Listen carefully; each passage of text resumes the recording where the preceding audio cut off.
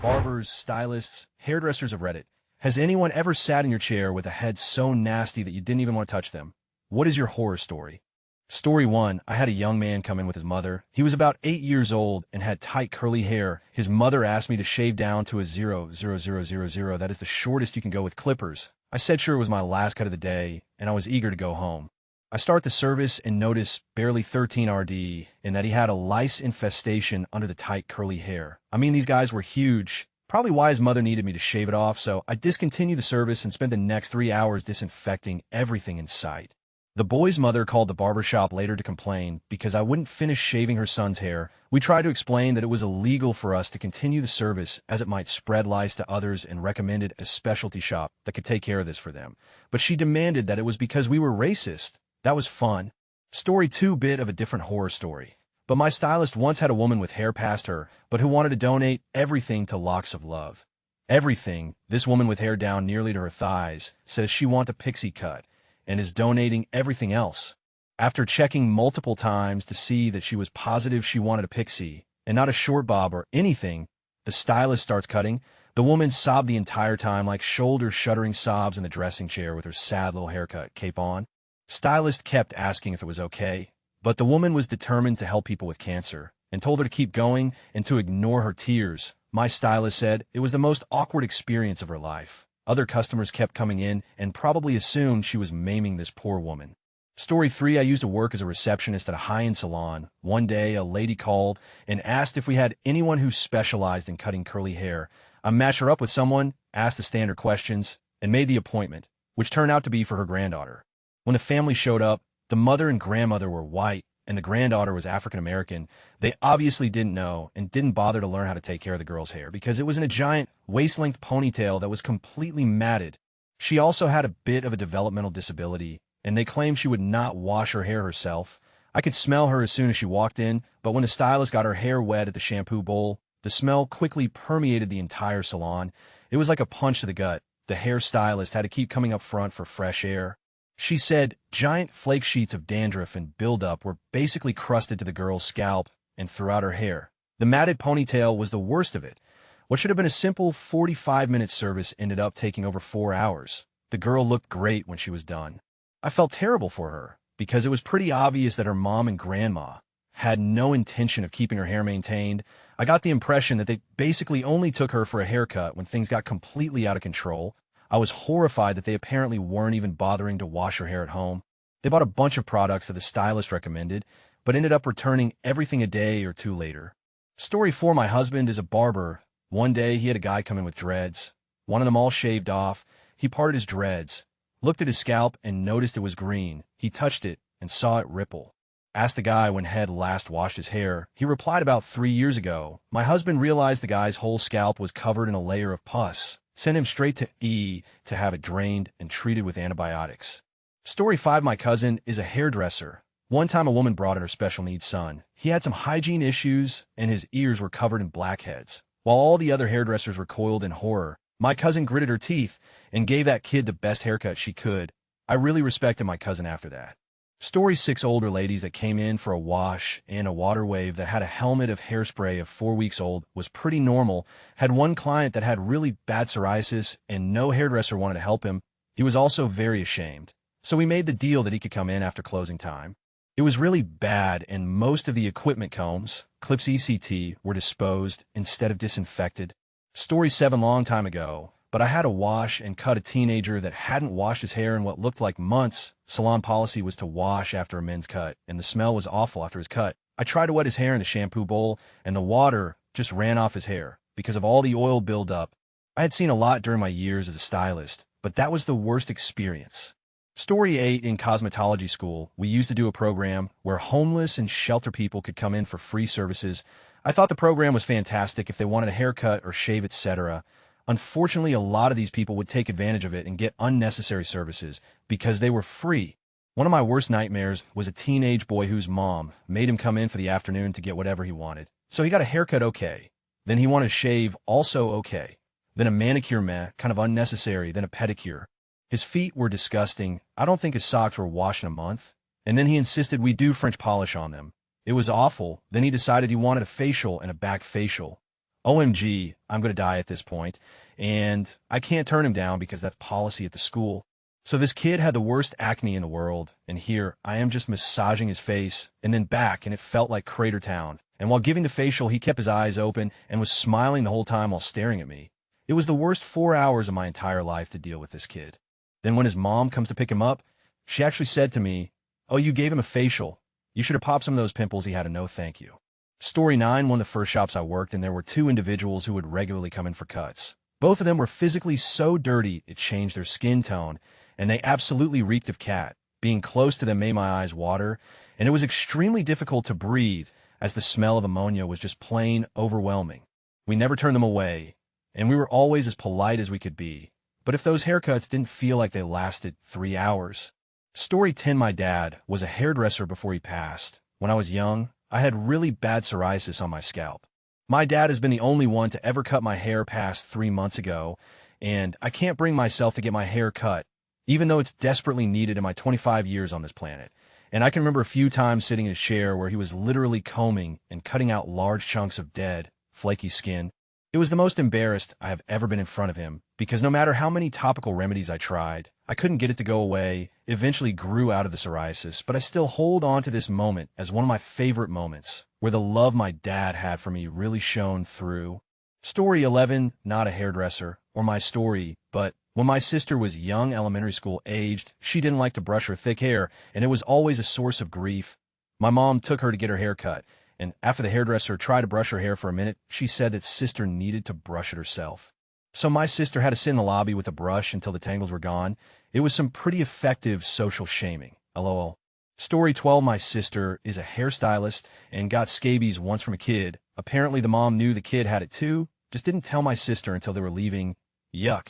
Story 13, not a hairdresser, but I think I might have been a nasty client. I desperately needed a haircut, but I also had a cyst on my head that was fairly large. My hairdresser was very quiet for once, and that's never a good sign with a hairdresser. In my defense, I tried to get a doctor to fix the cyst, but she wasn't able to dig all of it out of my scalp, and it grew back, maybe a week or two after the haircut. I popped the CYCSD like the nastiest pimple ever known in creation. Seriously, the amount of stuff that came out put me into a bit of shock, and my hands looked like I'd been messing with a gunshot wound. On the bright side, popping the CYCSD managed to blow the whole thing out. It never regrew, and my hairdresser was happy with me again. Story 14, this was while I was still in school. Dirty-looking woman came in needing her hair washed, and probably cut too. She had open sores all over her face and neck, which meant she probably had them on her head too. Her hair was completely dreaded into one huge dread from how dirty and tangled it was. I was in the middle of putting conditioner on her when she informed me she was HIV positive for over 15 years. Story 15, I'm not a stylist for humans, but I do groom dogs, and I have seen some things that make me want to never give these dogs back to their owners. My worst experience was when I had someone bring in their 2-year-old Shih Tzu. She was down as a mini groom. That's where we only trim the face, feet, and private areas. So I'm thinking this will be an easy groom. Wrong. This woman walked in with her dog, wrapped in a towel, because she doesn't want to touch him, and I can see why the dog is a mess. The dog's hair is one solid mat, including his face, and there is a deep giant hole in his coat where the has exploded through his hair, meaning he has been pooping into his own hair. For so long, the buildup finally busted a hole through his hair. So I have to shave him before he can get any kind of bath. So I find a spot I can break through and start shaving. This is very bad on my tools, by the way. Once I finally released this dog from his mat prison, which came off almost in one solid piece, he ends up having so many sores on his skin. He was shaking his head so much he was starting to cause hematomas on his ears. His butthole was infected, and he is infested with fleas. I'm so upset at this point. I feel so terrible for this poor dog, but all I could do is bathe him, get rid of the fleas, and inform the owner that he needs to go to the vet. Story 16, I'm a hairstylist, pretty new still in school. You can't really turn anyone away. I had a prostitute sit in my chair, tweaked out of her mind, with her pimp telling us to dye her stringy, fried hair blonde and cut it to her chin. She didn't speak for herself at all. She wouldn't even look in a mirror. He gave all the instructions. He definitely had a specific look for her in mind. He was a huge to everyone, and she left the chair to go cry in the bathroom. A classmate went to go check on her, and she had just walked out of the door. He left really quick after that. I think about her sometimes, and I hope she's okay. I wish I had gotten the chance to make her feel beautiful. So that was a pretty nasty experience, even though I didn't have a chance to start the service. Besides that, I was pregnant throughout school and gagged quite a bit at the ladies who would come in for a wash, blow dry, and style after weeks of not brushing out their hair. or washing it. I always suggested braids for these ladies, since they obviously, for whatever reason, chose not to maintain their naturally curly hair, but most refused and would be back in 3 to 4 weeks for the whole process again. This was a very time-consuming process with tons of detangling rats' nests and dreads that invariably ended in 0 tips. There were also really creepy men that would come in for 5 cuts and say very things and enjoyed the shampoo a lot. My school was basically just a mill of free labor, and we had to accept every client no matter what, and it sucked. But I'm enjoying more creative freedom now that I have graduated and am in a salon. I still volunteer for events where homeless get free cuts, and there are quite a few very dirty people there. But I don't mind because it's not a daily basis situation like it used to be, and I like making people feel good. Story 17, this is my time to shine. I have a few doozies. First one, guy comes in for a haircut. Well, all seems well. He gets a shampoo, and then I go to cut, and I notice this weird flappy thing on the top of his scalp. So I take a look at it thinking it's a scab or something. Well, it has legs. So I take the fine teeth of my comb and pick this little critter out. Come to find out, dude had a tick on his head, and he probably wouldn't have noticed had I not picked it off. Picked for proof, too. I was brand spanking new to doing hair in a community that was mostly old people. Well, lady comes in looking for a haircut, and she had a giant crust mountain on her head. I want to say like 3 inches in diameter. It was disgusting. Now I know due to laws in my state, you can refuse service if there's a medical condition like that. Well, me being brand new, did not know this. She brought in a medicated shampoo from her DR. So I used it on her, and it smelled like cat food during the cut. She had lumps of crust falling out, and it was disgusting. I will never do that again. 3 last one. Lady comes in and explains her stepdaughter has been in the hospital for 6 months dealing with treatment from anorexia, and her hair is a mess, and she asks if she can bring her in for us to fix it. Okay, sure. Why not? Well, girl comes in, and she's probably 95 pounds soaking wet and sobbing from anxiety and crying. At this hospital she was at, supposedly no one washed her hair for 6 months. So I tried to wash it, and she was crying and screaming, and her scalp was red and irritated and covered in knots of flakes. I sat with her for 2 hours trying to comb out all the knots, but she cried the whole time, and my hands were covered in gunk. I still don't know whatever happened to that girl. I hope she's okay. But anyways, this will probably get buried, but I'm glad I could share my stories. Story 18, horror story of mine. I used to babysit for the neighborhood. One day, I got these kids that were scratching at their heads after taking them outside. But because they were playing in the sandbox together, 13 and 8, I figured that there was sand in their hair and reminded them to shower when they got home. Go to get my hair done the next day. Hair was down on my mid-back, and I asked for a short bob, just below my ears. Halfway through, the hairdresser stops and loudly announces to everyone in the shop people I knew were there that she could not continue to cut my hair because I had lice. I was so embarrassed. You could have at least taken me to the side and explained instead of making me feel dirty.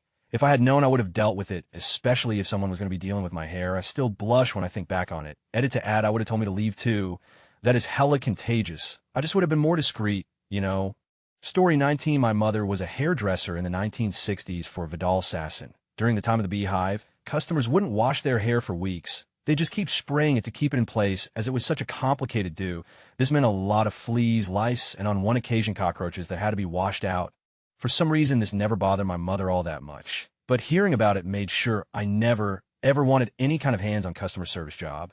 Story 20, I once had to turn a lady away after she booked in for hair extension removal. The micro-bonded type your stylist should tell you last 3 months max. Nobody told this lady. They had been in for 7 months. My boss booked her in with me. The extensions weren't done in my salon. I took one look at it and told her I couldn't help. There was a chunk of hair about 6 inches wide that was matted with bits of hair glue, not what we use poking out. To me, her options were shave it or cut it almost to the scalp. Some hairdressers shouldn't be allowed. Story 21, my hairdresser, says she had one lady who brought her kid in for haircuts, and the mom never brushed the kid's hair ever. So my hairdresser had to spend upwards of 45 minutes trying to comb the knots out of squirming kid's hair. I think she eventually fired the client because it wasn't worth the cost of a kid's haircut to spend the better part of an hour just on combing. Story 22, customary, not a hairdresser, but I just have to share this story. When I was a broke student, I was in a place like Walmart getting my hair cut. An old lady comes in and sits in the chair beside me. She says to the hairdresser, "Oh yes, and by the way, I have a large boil on the back of my neck." Hairdresser says, "Okay." Old lady says, "Yes. So can you squeeze it?" The hairdresser started looking around for tweezers or something, and I looked firmly at my lap and tried not to. Story 23, small town barber here. By small town, I mean a tiny speck in a vast Louisiana parish that has a human population of less than 700, most of them related in some way or another. Anywho, I'm the sole owner and employee of this town's only barbershop, which means everyone comes through it at some point. And most of them are the stereotypical friendly Southern folk who make their living off of the farmland that has been passed down through their family for generations. But then there's this one group of people who I refuse to serve every time they attempt to receive my services, the no-pads. The no-pads are a family of about 20 who all share a log cabin outside of town in the parish. These people are the most filthy, degenerate human beings I have ever laid eyes on. Because of their cabin's apparent lack of running water, this family has attempted to traipse into my shop time and time again for a good cleaning, and every time I refuse. At least a dozen of them are infested with ticks, skiggers, whatever, and every one of them can be smelled before they even open the door to my business, my horror story, probably when I first moved down here and wasn't aware of who this family was. When all 20 of them, yes, they all come into town together, entered my store, I was very pleased because I wasn't sure if my barbershop would become popular. I plopped the first kid down in the chair, being polite and pretending not to notice the rank stench of B.O., and attempted to get to work on his collective mat of hair. Yes, you read that right, his entire head of hair was one giant mat. As was the rest of his family's, I broke out the big clippers and attempted to buzz from his neck up, but when I did, a nest of spider eggs fell out. The mama spider had made a little burrow in part of his mat and laid eggs. I kicked the whole family out and still refuse to see them every 4 months when they try to come back. And before you all say I mean for not cleaning them, there's literally a stream right outside their cabin. Story 24, not me, my sister. My sister is a bucket of various mental illnesses. As a result of such, she goes months between proper showers, baths. She has lost jobs due to infestations with lice leaving her head and getting in people's food. The smell of her is aggressive. She surfaced last year because a family member was getting married. Dad is well off, so he took her to a nice salon to get ready. They told him to leave. Immediately, insulted, he went down the road to the next one. Same story. After 4 shops, he finally tried a vet's office. They shaved her, and we got to deal with that fun look. Edit well, this got more popular than expected. You'll see what details I can dig up with the family that understandingly isn't fond of discussing moments like these. Story 25, haha. Not me. And technically not hair, but my best friend went to cosmetology school and said the majority of pedicure practice came from old men who would come in to get their toenails cut. Because they were too old to do it, called, didn't reach them, whatever. One girl is cutting some old man's toenails, and one went flying right in her mouth. Story 26, when I was an assistant at my first salon, right out of school, we had classes every Wednesday night. Well, one week I couldn't find a model in time. So my mentor had someone she knew come in and be my model. So the model comes in, seems perfectly normal. She sits in my chair, I start the consultation, and start looking through her hair to see what I need to do. Apparently this young lady had not washed her hair in what I'm assuming was weeks, because her hair was so greasy that every time I touched her hair, my hand came back drenched in grease. And the smell, oh man, I'll never forget that smell. It was the worst thing I've ever had the displeasure of working with. I asked my mentor if I could shampoo her before starting, and was told that I couldn't. So here I am working on this girl who almost literally has grease dripping from her hair. I must have washed my hands 10 times that night. Needless to say, I had my own model for every class after that one. I have other stories from my time teaching as well. Lots of lice and people leaving the school bleeding. TLDR, couldn't get a model for class. Was supplied one with an oil slick on her head. Story 27, oh another. One time a woman brought her 8-year-old daughter in to get her hair done. The mother's but that little girl was the sweetest, most polite little girl we've ever had. Unfortunately, it's like the mom never took care of her hair. That poor little girl's hair was so dirt and tangled it took 34 ppl working on her hair for almost 3 hours to get it untangled and clean enough to run a brush through it. It was so sad how embarrassed this poor little girl was. We basically told the mom to leave her with us, and we tried to be as kind and as encouraging as we could be. BC, it was not a pain-free process. You'll never forget that sweet little girl and how thankful she was for her pretty hair. All of our clients were disgusted by the mother, but she acted like it was nothing. Story 28, obligatory. I'm not a barber, stylist, or hairdresser, but I once went in to get a haircut and was asked if I had any pets. I found it to be an odd question, but told the hairdresser that I did in fact have a dog, and that we were currently battling a flea epidemic in our condo. The hairdresser said something like, "Yeah, I can tell. I just squished a flea I found on the back of your head."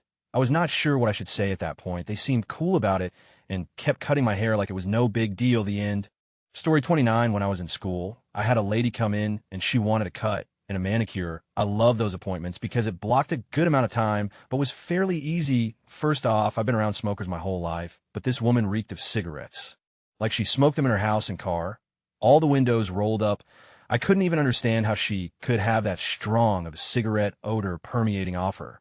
I get her draped and start asking her what she's looking for. I start to run my fingers through her bleach blonde hair to see what I'm dealing with here, and a piece of her hair just falls off of my hand. At this point, I have a look of horror on my face and started mumbling something along the lines of your hair. I'm so sorry. And very calmly, she says, oh, a chunk fell out. That happens sometimes. It's fine. I politely tell her that she might want to get that checked out. So I go get her shampoo and conditioner, and I take her to the bowl, turn on the water, and her hair turned to bleach blonde mush. Other stylists know what I mean, and has now made the whole salon reek of wet dog cigarette. Use about a cup of conditioner in her. It was the most rough haircut I've ever done, and it was a very simple bob. The manicure was even worse. She had coat upon coat of nail polish on all of her fingernails. I let them soak, took them out, tried to take some of the polish off, won't come off. I took my wooden dowel and tried chipping some of it off. Cue my horror when the wooden dowel sunk in her fingernail. The stench coming from it I will forever remember, like a mix of rotting corpse and durian fruit. I alerted my teacher, who told her she probably had a nail fungus and that she needed to go to the doctor. She put me in dispensary for the rest of the day. TLDRA, client's hair came off of my hand. I then uncovered her rotting fingernails during a manicure. Story 30, when I was in school, I had a regular client who was around 90 years old and pretty. She had a growth on her head that was at least 4 inches long and 2 inches wide. It was irregular and black and red, and is what I would draw if you asked me to draw melanoma. She refused to accept advice about going to the doctor for it. I gave her a perm a couple of times and just tried to pretend it wasn't there, but I can still see it 10 years later. Story 31, I had a woman come in one day who had hair halfway down her back.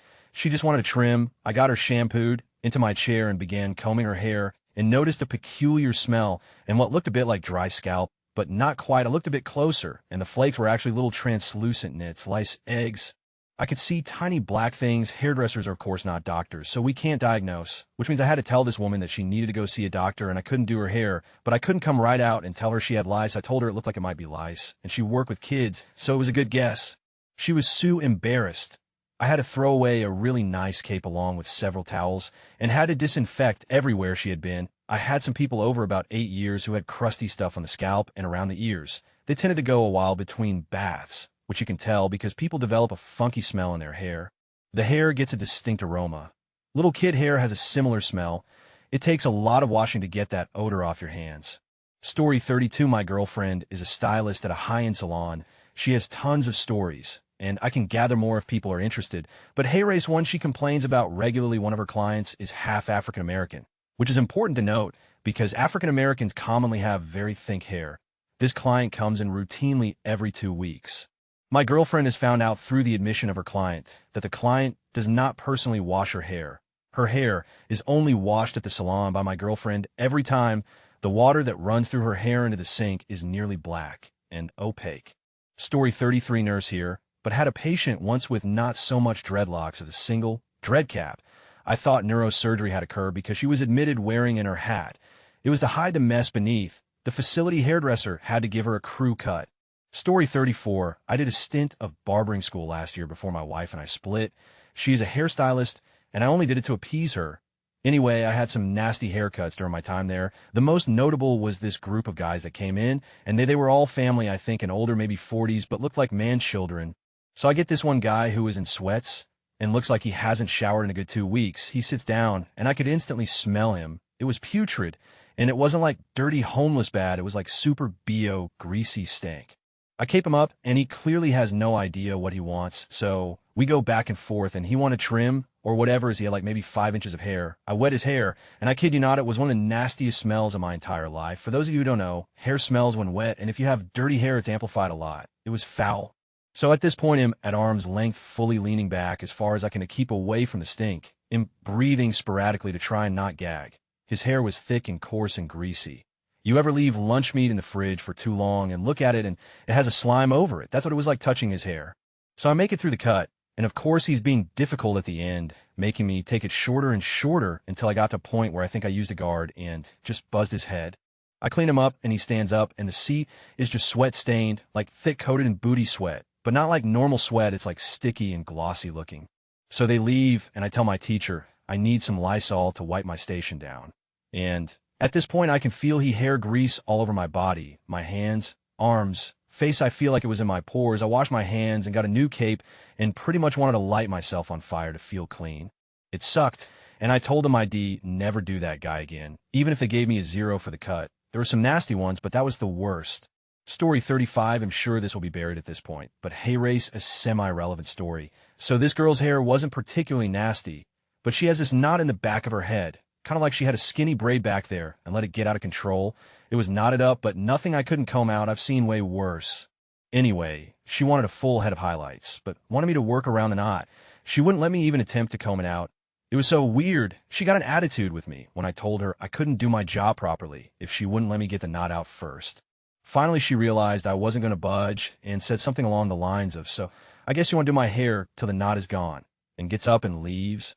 For what it's worth, she wasn't trying to have a dreadlock there or anything, just had a knot. Didn't want to comb it out herself. Told me she was weird about her hair, no, so she didn't want to comb it out.